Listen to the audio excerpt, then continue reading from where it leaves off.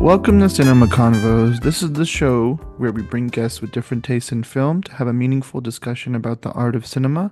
I'm your host, Yash, and I'm here with my co host, Zach. And Hello. today we are discussing basically like an overview of the first quarter of movies in 2025 and some other topics that kind of relate to what we've been received so far in terms of the world of cinema. So yeah, that's the goal, Zach. Zach, I should ask you this beforehand, but do you happen to know how many films you've seen this year that are from this year? I don't. I could check on my letterbox, but if I had to take a wild guess, I'd say probably three or four. I saw Mickey 17. I saw One of Them Days, Hmm. and to tell you the truth, that might be it. I'm forgetting one. I'm forgetting one, but those are there. Oh, I saw what was that movie? Last Breath. I saw Last Oh Breath. yeah, we saw that together. That's right. Yeah. Last Breath and My Dead Friend Zoe are both films we Yeah, saw that's right. together. Indie films. And for the Well, record, some of these films, they may say a different year on IMDb because of film festival premieres, but I am considering any film that has received a wide release in the US as of this year. And for me, I have currently seen 30 films from this year already. And I'm noticing some trends that I really wanted to get into. wait, hold on. You've seen 30 films from this year? Yeah. That's wild. Good for you. I mean, currently my 2024 count is 194 films from last year. He's a machine. He's a machine, ladies So and gentlemen. I keep up with I mean, shout out AMC A list for keeping me in business. Um, but because some of these movies I would be devastated if I spent real money on it. So yeah, so this is one overarching topic I had in mind that I even mentioned to you earlier this week is, a lot of these movies have big budgets and they're not good. And the movie that sparked that for me wasn't even a theatrical release. It was this movie, The Electric State, which is on Netflix, directed by the Russo brothers, over $300 million budget, stayed number one in the US for like I think a couple weeks, and it is awful. It is a terrible movie.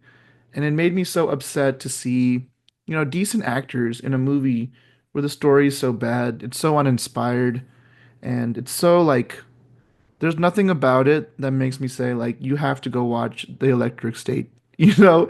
And it's just like that kind of led me to realize like, well, similar things are happening with the theatrical releases too, whereas Captain America Brave New World, probably one of the weakest Marvel movies to date, was also a movie that came out in theaters. And then obviously Snow White is not off to a great start for a variety of factors, which we could do a whole episode on that if we wanted to.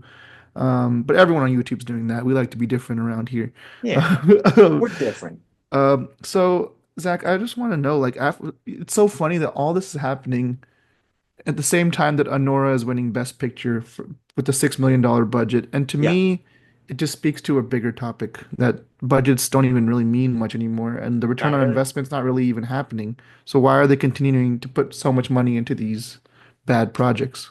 Yeah, so I guess if I had to answer that, I mean, I'd say they probably see this as a safe investment, which, contrary to everything that we've seen for the past few years, oh God, no, that's not a safe investment. But sometimes I think we've seen the studios are more risk averse than ever.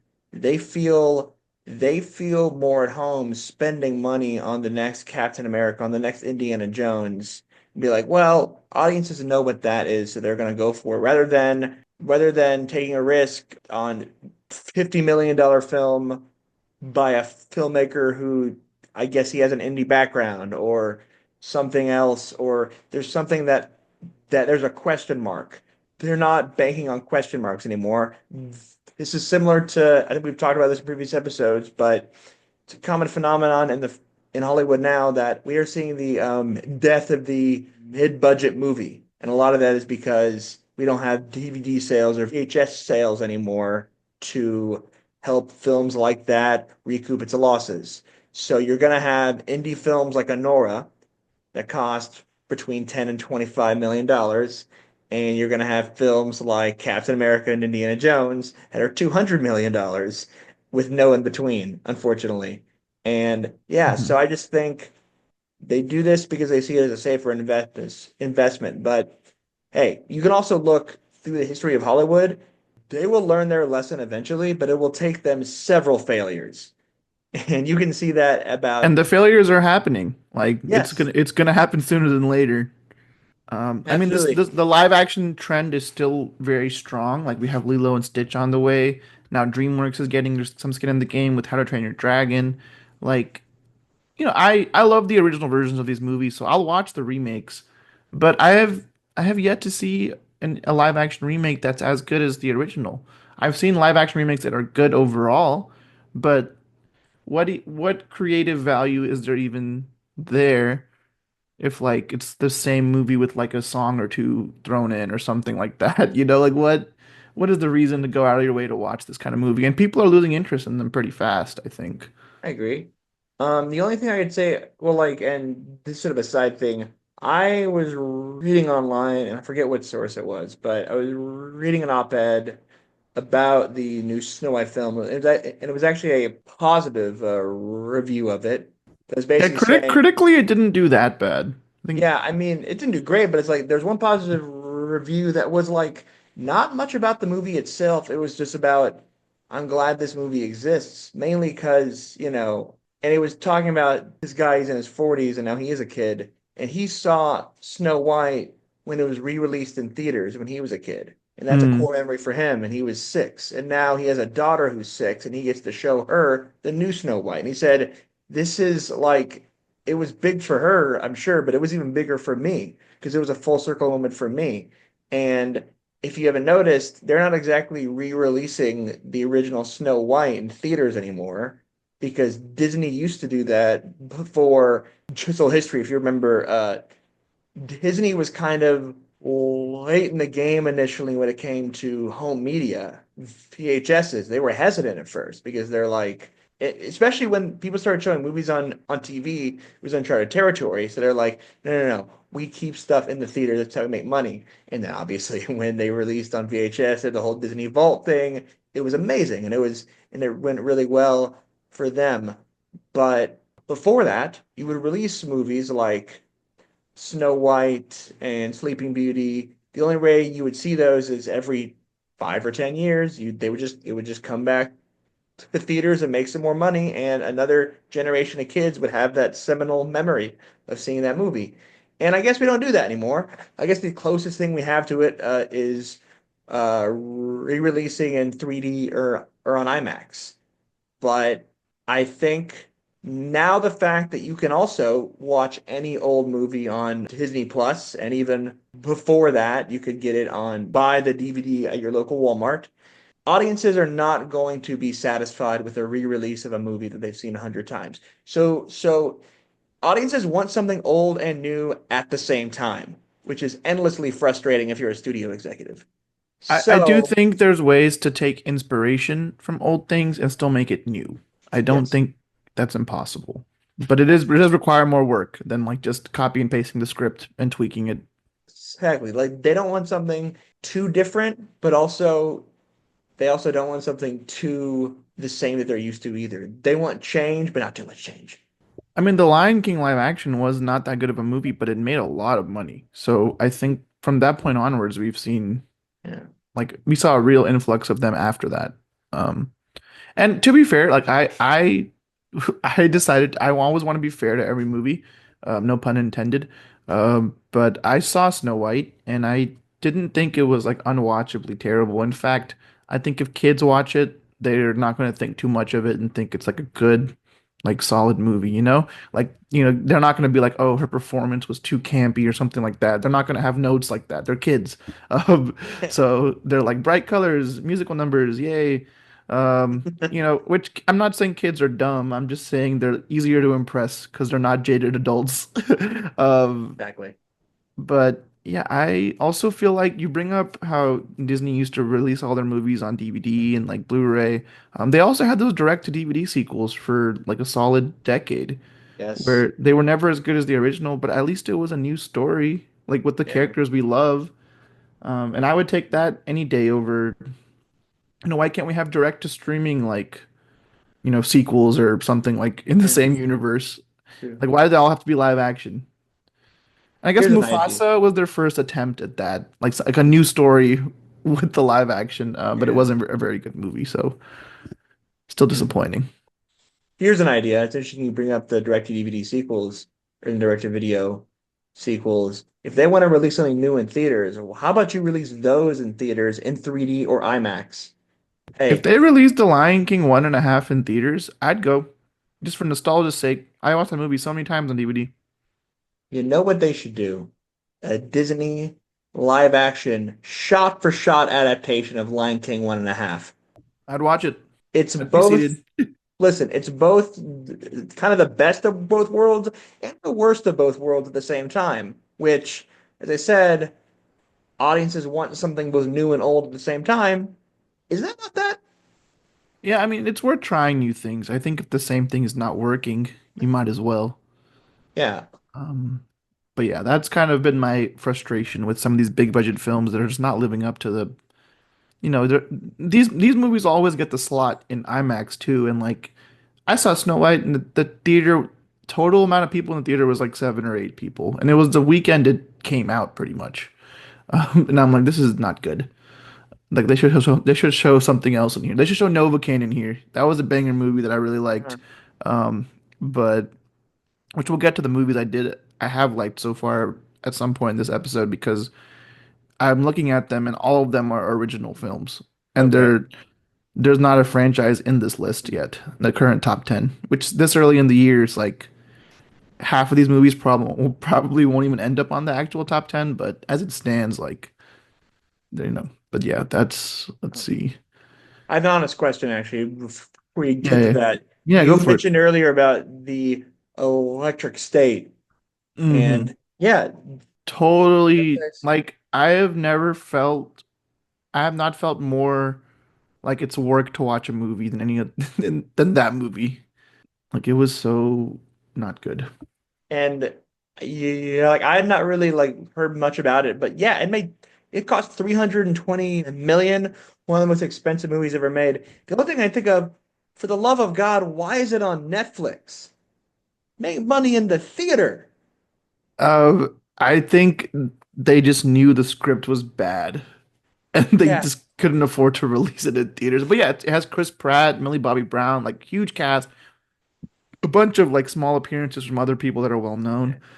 Um, because the Russos who directed Avengers Endgame directed this, so because I was looking, it was originally a Universal film, and then Netflix bought the rights for it 2.5 years ago, and that should have been the first clue that this wasn't promising.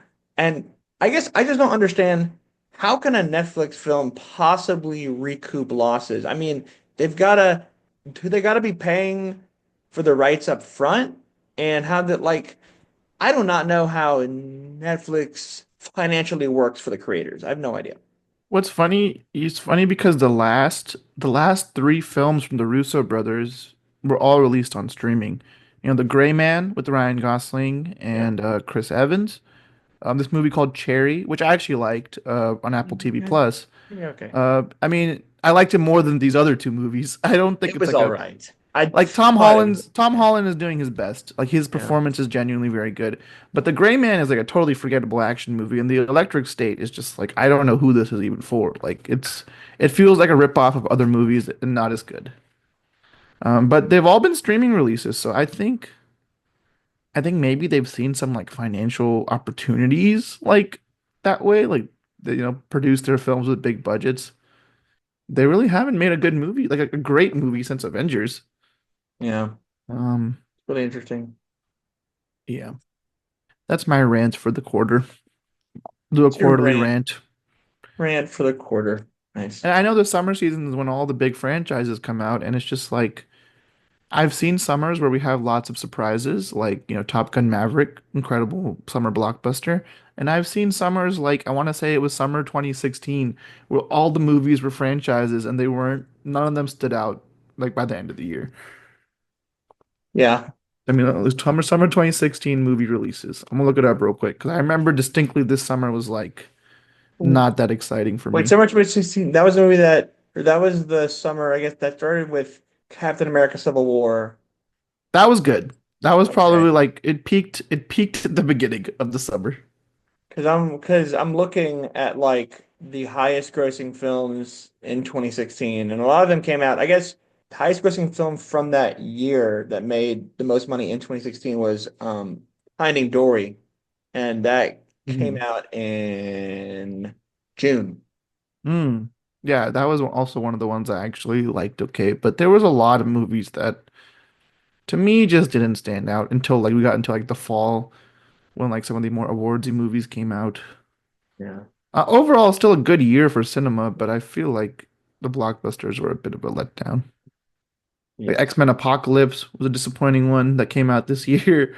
Uh, but anyways, not to get dwell too much on the past because 2016 was 9 years ago now, which is crazy to say out loud, but it's a long Can time you ago. not like that's not helping us. It's not helping anybody. But yeah, I actually would like to. I'd like to highlight some of the best movies I've seen this year so far and some of the worst because one of the movies I disliked this year actually got good reviews, but I don't think it made that much money, which was Black Bag. I think it has like 96% of Rotten Tomatoes. I thought it was. If you've ever seen the film Tinker Tailor Soldier Spy, that movie kind of has like a following, and I hate it because I don't understand it and it bores me. And that's Yeah. like one of my hottest takes. And Black Bag reminded me a little bit of that, the experience of Okay. watching that movie, like intentionally convoluted, confusing, but some decent performances. At least it's original. It's also not the only Soderbergh film that's come out this year, which is crazy. Because we also had that horror movie Presence, which I actually like Presence more than Black Bag. Um, we're at the POV of the ghost. Obviously Snow White wasn't terrible, but wasn't good. I did not like Dogman. I've said it in another episode when we were talking about Amelia Perez. Dogman's not my cup of tea. Yeah, Flight Risk, Mel Gibson directed film with Mark Wahlberg is laughably silly. It is so absurd. But I had some fun with that one just because it was so bad it's good kind of thing.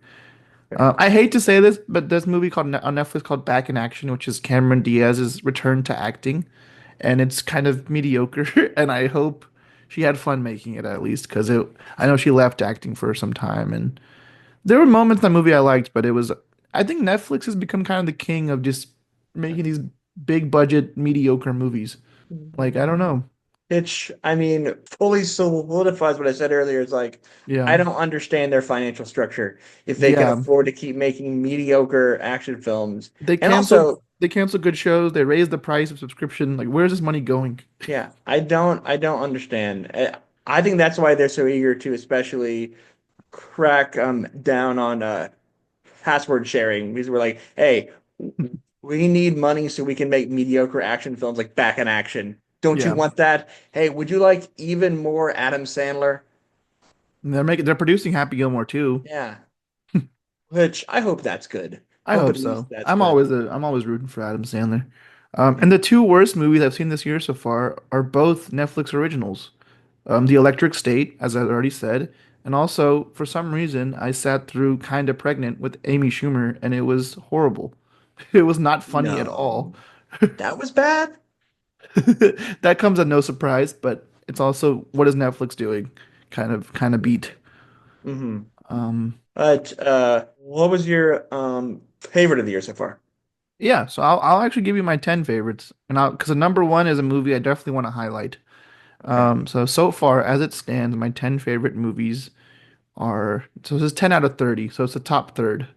I have Hard Eyes, a slasher movie that came out on Valentine's Day, a lot of fun. Last Breath, which I saw with Zach, very solid, true story, unbelievable true story. Honestly, it was really interesting. Great. Mickey 17, I enjoyed it. I think it's creative. I also, how's that movie doing box office wise? I mean, that's also a topic I think worth talking about while we're going through the list. Yeah, so box office wise, worldwide it's made about 110 million. It's $100 million movie, right? Yeah, yeah, yeah. So it's about broken even, but when it comes to budgets, you basically have to make twice your budget because your budget, they basically spend twice that on the marketing of the film. Hmm. So, um, it's got to make 200 million to break even, and it's about halfway there. Yeah. Okay, so it's doing okay. I mean, for a movie of its kind, it's not doing that Yeah. bad. I mean, what I will say is, and I'll just interrupt here and kind of talk about Yeah, Mickey yeah. No, 17. no, no. This is the time. Uh, no, I mean, I was really, I enjoyed it. It was a solid 3.5 out of 5 for me. I That's what think I'd rate it that's to.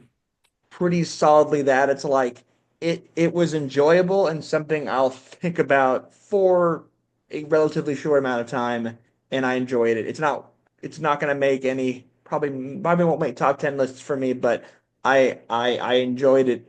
I will say Robert Pattinson, he has more acting chops than I thought. He is the standout of Mickey 17, without a doubt. He absolutely is. He absolutely is. I didn't really care for Mark Ruffalo that much. He was overdoing it a bit. Yeah. He was a bit of a caricature almost. Oh, he absolutely was. I thought Tony Collette was fantastic in it. Yeah, no, she was good. I think my main gripe with Mickey 17 is that it just tried to do too much. It tried to cover too many topics. Like if it had honed down on some of the main themes and main storylines, like it was one of those movies I gave it a 3.5, but I almost gave it a 4 out of 5. Like I really thought about it. So I did really enjoy it personally. Very creative, very unique. Um, like all these films on this list, they're I mean, Hard Eyes is a slasher, but it does something inventive by making it also like it also has like a rom-com vibe. And not everyone liked it, but I enjoyed it. Number seven is also a horror-ish kind of movie, Companion. Very fun, very like Black Mirror-esque. If you like that show, not as dark as Black Mirror, but like definitely has some dark moments. Big entertaining movie that I also feel like when I was in the theater watching it, no one was really in there, which is concerning. One of them days, very fun, solid, old school buddy movie, Agreed. with some new fresh takes. Kiki Palmer is a standout. SZA did a great job as well. Like they worked really well together. I'd love to see a sequel, honestly. They really have good on-screen chemistry. There's a movie on Prime called Unstoppable, not to be confused with Tony Scott's Train movie. It's about it's about a wrestler, a real life wrestler. Jarell Jerome is in it. Jennifer Lopez is in it. She's more of a supporting role though. It's like a real life story about this guy who had one leg who was like a professional wrestler in college. Very solid, very sweet. I mean, I'm a sucker for these true life, underdog stories. I watched that with my parents, and we all really enjoyed it. Novocaine, I think it's the most fun movie I've seen this year. It's such an entertaining movie. Jack Quaid is my favorite Nepo baby by far. Um, then a movie I saw with Zach, My Dead Friend Zoe, very solid indie film. The last 30 minutes or so where it really comes together and packs like an emotional wallop kind of all at Absolutely. once. I would Um, definitely agree with that. and then number two, I have a movie that was supposed to come out last year. I just saw it this week. Magazine Dreams. Not a movie that's going to sell because Jonathan Majors is a controversial figure. However, as things stand, his performance in that movie is insane. And I was talking to someone about it, and it's like it's almost more disturbing because of some of the things that have come out about him. Like it's just like a wild movie. Zach, I haven't told you much about Magazine Dreams yet, but I will say. It is one of those movies that I can see you visibly being anxious during because it was just like a lot. Like this character is so self-destructive and like he's not even likable, but he's a loose cannon. He'll do anything. Like it's just like terrifying. It's almost like watching a horror movie. He's playing himself. I love it. He's just playing Kang the Conqueror. Yeah. But yeah, but otherwise great film. Really disturbing stuff. Not a casual watch. Not a good choice for date night, but solid movie. And my favorite film of the year so far is also my favorite Indian movie in a long time, The Superboys of Malegaon, I think is how you say it. It's a true story about this village where these guys like made movies and like for their village or their small town or village, I forgot what it was, but it is so heartfelt, uplifting. It's a movie that's made for someone like me. I mean, there's lots of scenes where to me, it was doing what that like one sequence in Babylon did, with like where they're on set and like everything goes wrong. But I feel like it did that for like a lot better way, in my opinion. Um, but yeah, I think it's going to be on Amazon Prime eventually. If you're in the filmmaking community, I think you will really love it. And again, That's a movie, even for Indian movie standards, it was just me and my parents in the theater. It's not one of these big budget blockbusters that like fills a theater. It's not a movie by one of the cons, basically. 'Cause those are the big earning films, which that industry is a whole other ball game right now, but it's facing similar problems. Like people don't want to support these bad or mediocre films anymore. Like I think the problems that are plaguing Hollywood, you're like it can't just be a Hollywood problem because the things like streaming and the lack of physical media, that's a worldwide problem. So it's got to be Oh yeah. affecting. I'm not surprised it's affecting the film industry in India, just like it's probably affecting it all over Asia and Europe and Mhm. Africa and everywhere. It's funny because before every Indian movie I watch in theaters, it always says streaming partner Netflix or streaming partner Prime. Like I noticed that. they're Yeah. already telling you where it's going to be in a few months. That's So, so interesting. yeah, I because American movies the don't do that. So that's what's interesting to me. No. Well, I mean, what's also interesting with obviously you've seen a lot more Indian films than I have, but what I've noticed in the Indian films I have, yes, they tell you their future streaming partner, but they also like credits are like the credits at the beginning of the film. It's like a minute and a half, you They're know? always really long. Yeah. Yeah. If you think it's bad for like movies in Hollywood, like it's a Yeah. long. You can probably take a bathroom break in the time the Dude. credits go on. And not even it's like a credit sequence. It's like the credits they should be having at the end, they have at the beginning. Yeah. No, they have a lot of like special thanks to like this department or this Yeah. city or like a lot of things like that. Yeah. Okay, so uh just out of curiosity, Zach, do you know what the highest grossing films of this year are so far? Because I haven't really kept up with it too much.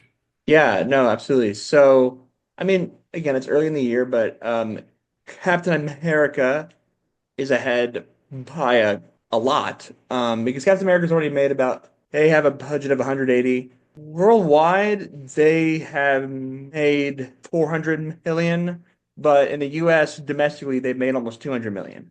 So Hmm. that puts them 100 million above any other film. Second place, as of recording this, is Dogman, actually. Uh, Yeah.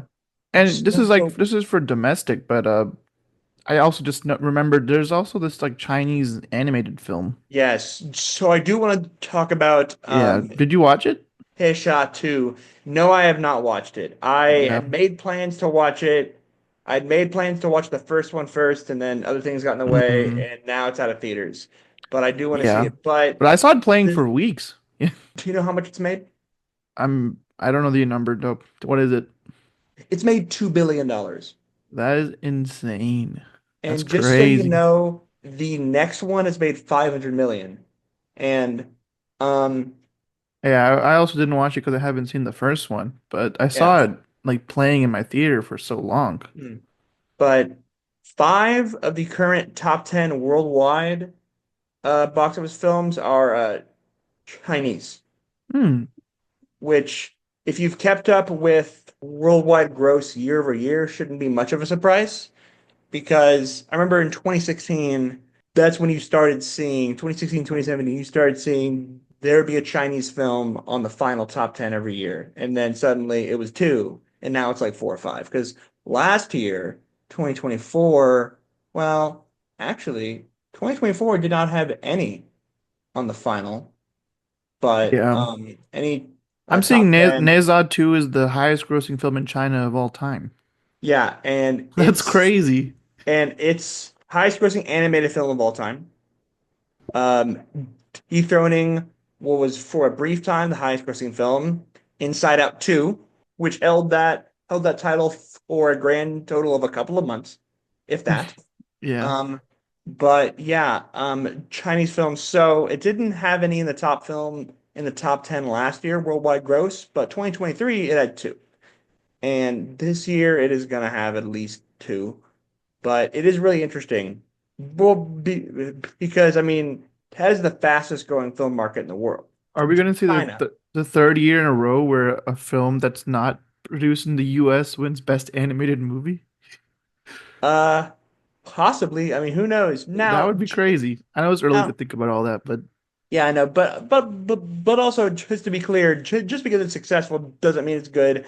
That being said, there is a YouTuber that I have watched who watched both of the Headshot films and said that the first one is like just okay on the level of, let's say, a Kung Fu Panda 3 on that kind of level. And then he said the second one is it's pretty okay for the first half. And then by the second half, it's one of the best things he's ever seen. I don't know what happens in that second half, but I've heard it's pretty spectacular. So I've heard Headshot 2 is very good, and I do want to see that one. I'll have to track them Apparently, both down this year. you can see Neisha 1 for free on YouTube. That I know. I don't know where, now it's out of theaters. I don't know where you can see Headshot 2. I'm seeing Neja 1 on Peacock, Tubi, and the Roku channel. So all Ooh, ad supported. But Peacock's not, but the other two are ad supported. Uh Neja 2, I don't know yet. We'll see. It's still pretty new. yeah. Like, I definitely wanted to see the first one before I saw the second one because I do hear it goes on to Yeah, a no, pretty. I can't watch a part two without Yeah. watching part one. It's just not who I am.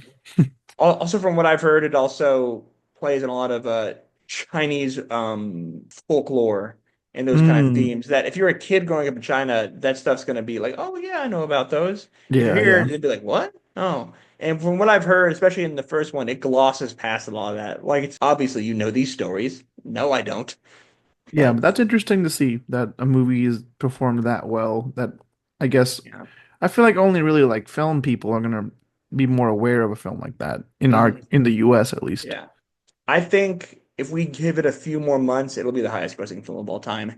And then probably in a few years, another film, Neja another 3. Chinese film, Neja 3, or another Chinese film gonna come out like and be like, oh, I've never heard of this film. Oh my God, it's made $5 billion. That's coming. Well, whatever you do, China, just don't make a live action remake of it. Yes. Just make a No, third one. they're not gonna make a live action remake. Live action remake, Netflix is gonna make a live action remake of it, Oh boy. and it's gonna have all white people. Netflix kind of goes back and forth on being the hero or villain of today's modern world. But yeah, well, I'm still optimistic. The summer season is one of my favorite seasons. So like I'm very excited to see a bunch of just blockbusters where there's like action scenes, car chases, shootouts, Tom Cruise doing something super dangerous. Like I'm here for it. Like that's my time of year where I still think Oscar season is my favorite season, but I do think the summer season has a special place in my heart. Absolutely. And a good summer, at least one film from the summer will end up on the top 10 list. Usually, yes. Absolutely. Speaking of which, Yash, what is the film this summer you're the most excited for? For me, it has to be Mission Impossible 8. Because the Mission Impossible franchise has just continued to amaze me. Like, every movie doesn't really miss. Yeah. But that being said, there's a few others from the summer that I want to highlight. They're re-releasing Revenge of the Sith in April. Yes, they I are. never got to see that one in theaters. That's a re-release, so I'd be excited for. Me neither. I'm excited for it too. Let me look specifically in the summer. There's a new Final Destination, kind of a guilty pleasure franchise for me. They're bringing The Dark Knight to IMAX again, which Wow. I might go again if I'm By being popular honest. demand. Uh, Um, yeah, it's Speaking of IMAX, they should be coming soon, but isn't A24 re-releasing Moonlight in IMAX? I think they already did. They usually Did do they? them for like one night only. Like their whole thing is kind Oh, of strange. I did I see a miss few of it. those I last meant year. to. I saw Ex Machina and Uncut Gems and IMAX, and both movies improved for me after that experience. So I do think it's cool to check out one of those. I'm just gonna list off some movies I'm excited for the summer. And when I say summer, I'm doing like May to July. Final Destination, Mission Impossible 8. I'm trying to think of big blockbuster movies. Like I'm kind of excluding some of these A24 films that are coming out this time. Karate Kid Legends, Ballerina from the world of John Wick, How to Train Your Dragon, 28 Years Later, Elio, Megan 2.0, Yeah. F1, Jurassic World Rebirth, Superman, I Know What You Did Last Summer, and The Fantastic Four. Probably the biggest that I'm looking forward to. Yeah. Some of those may disappoint me, but I want to go in with an open mind. I'd seen the trailer for F1 and it looks pretty spectacular. I'm excited for that one. Yeah, I think it's Brad Pitt in the lead. I think it's the Apple production, and the Apple productions are also kind of hit or miss. They either make Yeah. something incredible or something that's Argyle. Yeah. We'll see. Killers of the Flower Moon or Argyle. It's a one or the other. It's never in the middle. Those movies are only a couple months apart in terms of Exactly. release. Um, Exactly. Exactly. And I gotta find out which one was more expensive. I need to know this answer. Argyle was pretty expensive. It didn't. I think it made a loss. I'm not surprised about that, but so You didn't like the CGI cat in that's the my favorite backpack part. or Uh, whatever it was. Killers of the Flower Moon had a budget of 200 million, and Argyle. But anyway, I'm seeing $200 million budget for Argyle. okay, so about the same kind of plot. I mean, In fact, I'm about the seeing same budget. About the same budget. some sources say the costs are as high as 250 million.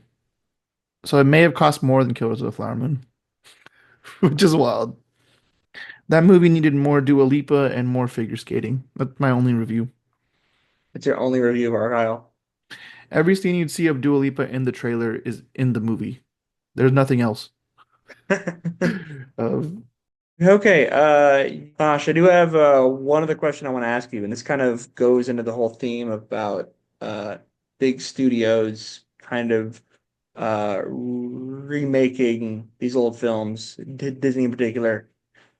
What do you think? What do you hope in Hollywood in 5 years? What do you hope changes about their strategy about summer blockbuster films? so I think with Disney, like they're playing it safe a lot because a lot of their movies, they haven't really been doing that well financially. I think Pixar is kind of keeping things afloat with movies like Inside Out 2 and really good year for Pixar last year. But I think I just want to see more original stuff as cliche as that might sound like just you're the company that's known for making family-oriented entertainment like and that's not movies for kids, that's movies for everyone. And I think if they really just hone in on that and try to like keep the storytelling kind of simple.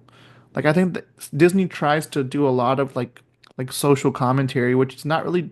I don't want to see the level of social commentary that's in Mickey 17 and like Snow White. Like I think those are two different kinds of movies, and I just think like if they really just focus on the storytelling, hiring good storytellers, producing good projects, and like genuinely trying to see what the people want, like I think they could do like Mufasa in theory as a movie is not the worst idea. Like a prequel to The Lion King that's completely original and new could be something special. But to me, it was just kind of a forgettable, decent movie. But I'd rather see more movies like that than just like scene for scene remakes. But maybe instead of doing a prequel, just do an entirely new movie with new characters that Disney IPs are so popular because they've been famous for years. There's theme parks. There's so many things that like tie the Disney universe together. And I think just make more original stuff. That's really the at the end of the day. I agree with you there. And I think that's just something that like that's not just Disney either. I think Hmm. that's every studio, but Disney seems to be the biggest culprit there of like because they have so many IPs and they're like, okay, Yeah.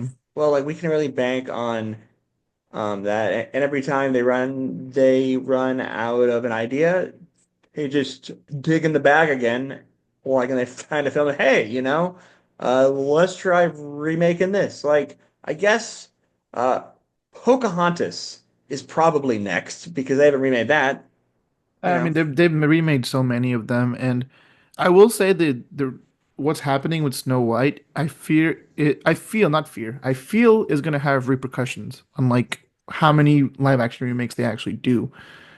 Because now they're going to realize that major audiences don't really want to see these anymore.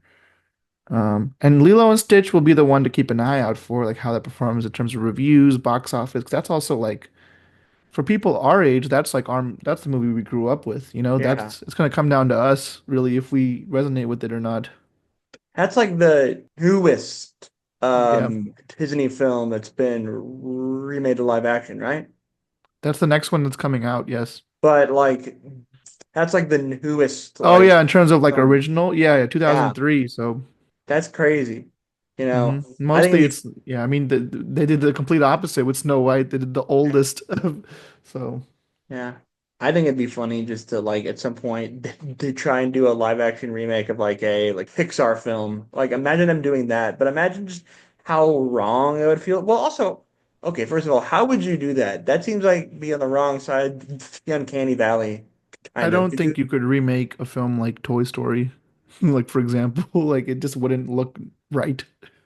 no, but just imagine remaking Toy Story, except everybody just looks real, hyper realistic and human like. I mean, like you could get the characters to look like the human characters to look fine, but like how are you going to make the toys have to be animated, so it's pointless. I just think it'd be so funny. No, no, no, but just, you just that's part of it. You just have the humans like you have Woody and Buzz look hyper human realistic, but they're also like you see them, they're playing with them as dolls, and they're also Nope. hyper human realistic. That sounds like a horror movie. Yeah. Well, hey, maybe it'll sell us that. I mean, there's already a group that's making horror versions of like well-beloved children's stories like Winnie the Pooh. So that's also out there. Yeah, I mean, yeah. At least Disney's not doing that. But yeah, I'm just hopeful that in general we see more creative films, and I hope that people support them. Whether it's in theaters, the best way to support them, but also if you're not comfortable going to a theater or don't have the time or money, there's other ways to support these creative films. You can tell your friends about them if you see them at home, or that kind of thing. Well, we have reached the end of today's discussion about 2025 films that have come out so far, and we wanted to thank all of you for listening. And if you enjoy our show, be sure to subscribe to our YouTube channel or leave us a review or rating on Spotify or Apple Podcasts. And you can stay up to date with new episodes by giving us a follow on Facebook, Instagram, and X, and support our show by checking out our available merch linked to all of our social media pages. And we hope you tune in next time.